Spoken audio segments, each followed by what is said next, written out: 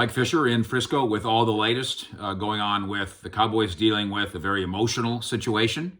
The Cowboys dealing with some changes that were very subtle that I think you'll find fascinating. And the Cowboys in a short week, shortened, of course, by what we hope does not end up being a tragedy.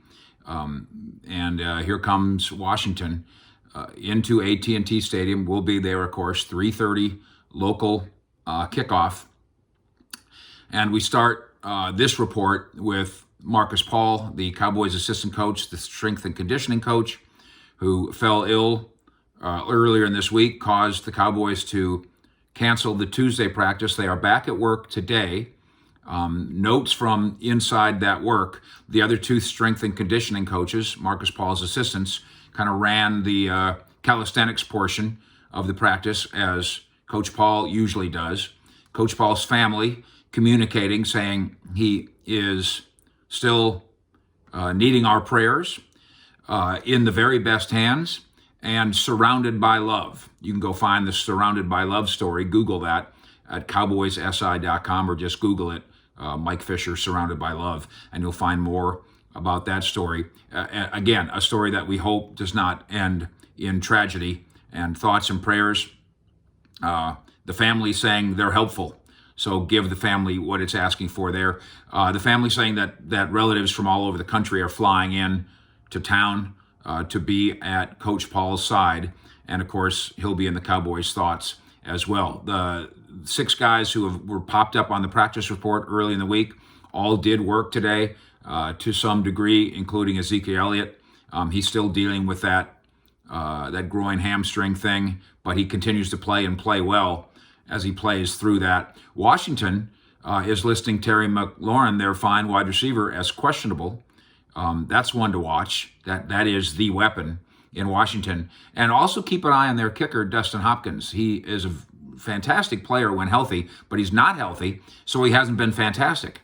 And our guys in Washington kind of gossip about, if this team was either completely in it or completely out of it, maybe they'd make a change at kicker. But they're kind of in no man's land here, as the Cowboys are. Maybe it's actually every man's land, not no man's land, because no matter what you do, you're either going to the playoffs or going into the lottery, if you will. You'll have a premium draft pick in the first round and in every round after that, or you're going to the playoffs. That obviously also goes for the Eagles and for the Giants, who are in the same sort of contention, if you will, in the NFC least, all those 4 teams with the 3 victories. To what I think is the story of the day, football related. Whatever happened to Randy Gregory? Now, we know that he's very much a favorite of the owner. And Jerry Jones will talk all the time about he's the smartest guy we ever had in here, the highest SAT score. That can't be true. And I think Randy Gregory, I think Randy Gregory is certainly bright enough.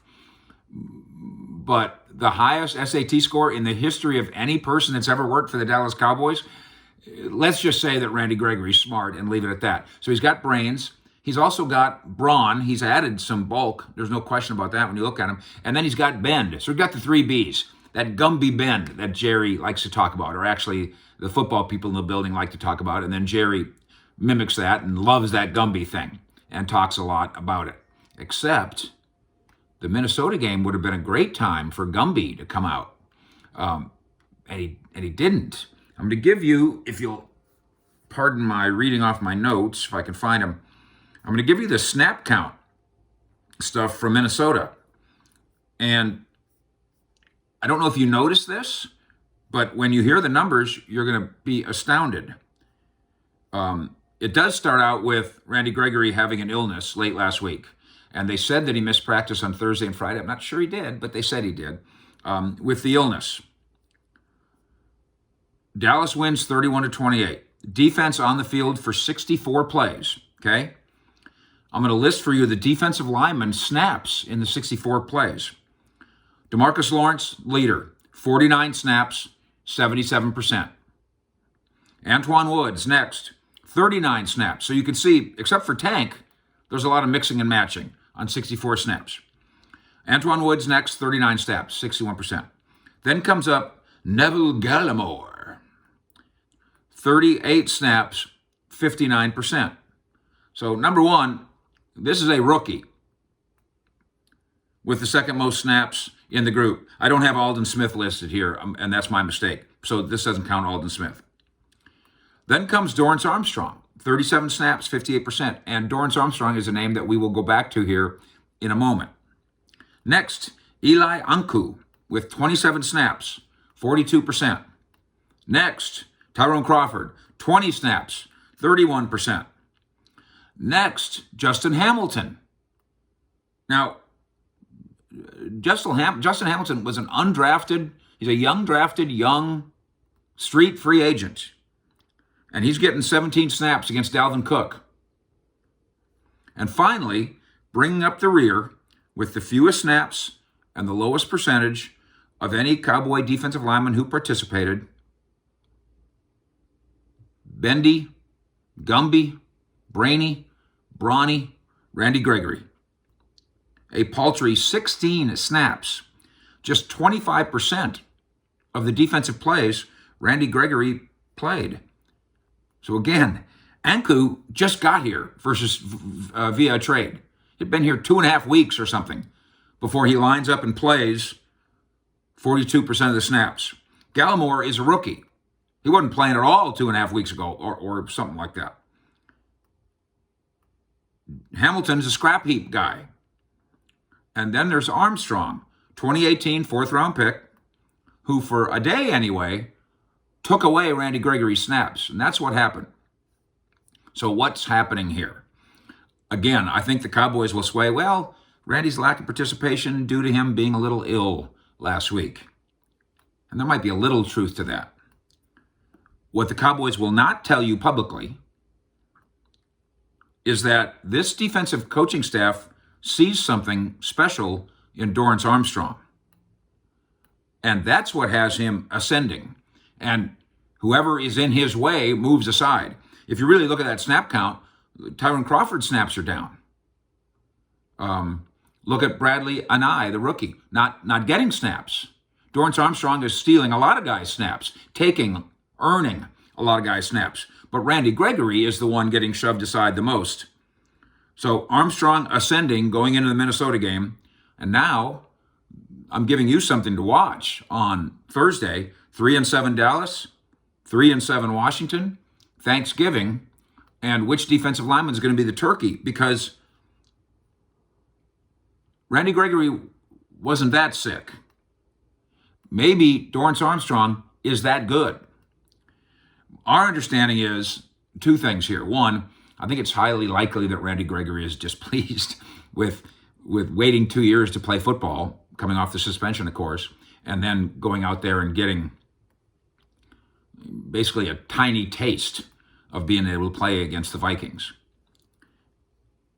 And then the other part of the story is we think the Cowboy defensive coaches, and that includes not only Nolan, certainly Tom Sula, maybe Leon Lett too. I think Leon Lett likes Dorrance Armstrong. So this doesn't mean that Randy Gregory is being given up on. This doesn't mean the end of anything for Randy Gregory. It can still be a restart. But they like Dorrance Armstrong, so much so that he plays up and over Randy Gregory. And so let's put it this way for Thursday. There is, at the very least, a competition. And Tyrone Crawford's in there somewhere, and Bradley Anai's in there somewhere on the other end. And all these defensive linemen are in there. Again, defensive tackle, nose guard, that's different than what Randy Gregory does. But, there's still 3 and 4 guys on the field at once. There's still 64 snaps times 3 or 4 guys, and Randy Gregory didn't get them. So we'll put this, we can put a positive spin on this if we want to, or we can put a negative spin on this if we want to. The coaches right now are fond of Armstrong, positive spin, not so fond of Gregory, negative spin. Randy Gregory is going to be inspired. By the way, I think he played well. I think he might have had 3 pressures in that game. So maybe the good news, positive, Randy Gregory's inspired by this snub. Or the bad news, Randy Gregory's unhappy.